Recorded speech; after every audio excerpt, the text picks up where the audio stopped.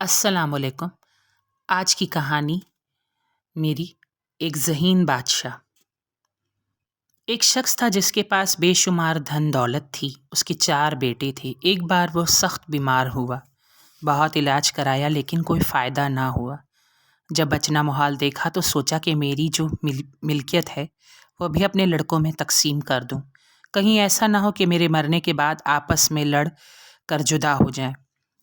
یہ سوچ کر اس نے 4 دیگیں منگوائی اور اپنی ملکیت کے حصے کیے، کچھ ایک میں کچھ دوسری میں۔ اسی طرح 4 دیگوں میں کچھ نہ کچھ ڈال کر 4 دیگیں جدا جدا اپنی کاٹ کے 4 پایوں تلے گاڑ دیں۔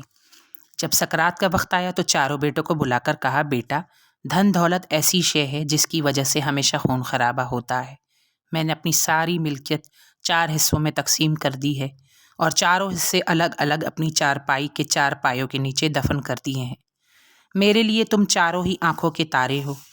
اپنی ملکیت کا کوئی بھی حصہ میں نے چھوٹا بڑا نہیں کیا ہے، اس لیے تم میں سے ہر ایک میرے روبرو اپنا اپنا پایا مقرر کر لو اور میرے مرنے کے بعد ان کے نیچے جو بھی گڑا ہوا ہو سو کھود کر نکال لینا۔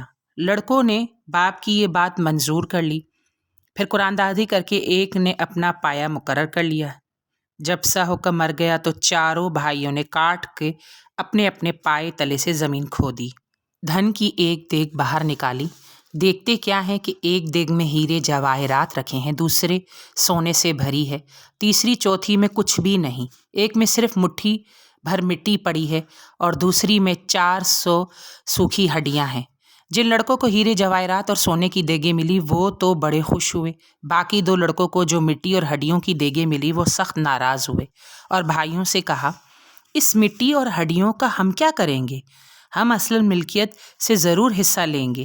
اس پر پہلے 2 بھائیوں نے کہا، بابا اپنے ہاتھوں سے ملکیت تقسیم کر گئے ہیں اور تم نے خود وہ ملکیت قبول کی تھی اور اپنی خوشی سے اپنے پائے مقرر کیے تھے، اب کیا ہوگا؟ آخر ان کی تکرار بڑھنے لگی اور بات 4 معتبر لوگوں تک پہنچی، لیکن وہ بھی کسی فیصلے پر نہ پہنچ سکے اور بولے، اس میں کوئی راز ہے، لہٰذا کسی دانا شخص سے انصاف کراؤ۔ سبھی بھائی اس پر راضی ہو گئے اور کسی دانا شخص کو تلاش کرنے لگے، لیکن ایسا کوئی دانا شخص نہ ملا جو فیصلہ کر سکتا۔ تب وہ 4 ساتھ ساتھ ملک کے بادشاہ کے پاس انصاف کے لیے گئے۔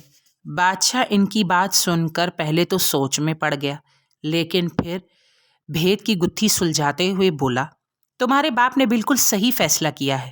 ہیرے جواہر والا ہیرے جواہر لے کر، سونے والا سونے لے کے، جسے مٹی کی دیگ ملی ہے وہ باپ کی زمین سنبھالے اور جسے ہڈیاں ہاتھ آئی ہیں وہ چوپائے مال کا مالک ہے۔ بادشاہ کا یہ فیصلہ سن کر 4 بھائی بہت خوش ہوئے، اس کی شکر گزاری کی۔ 4 بھائی بادشاہ کی دانش اور دانائی کی تعریف کرنے لگے اور دعائیں دیتے اپنے گھر آ پہنچے اور آپس میں پیار محبت سے رہنے لگے۔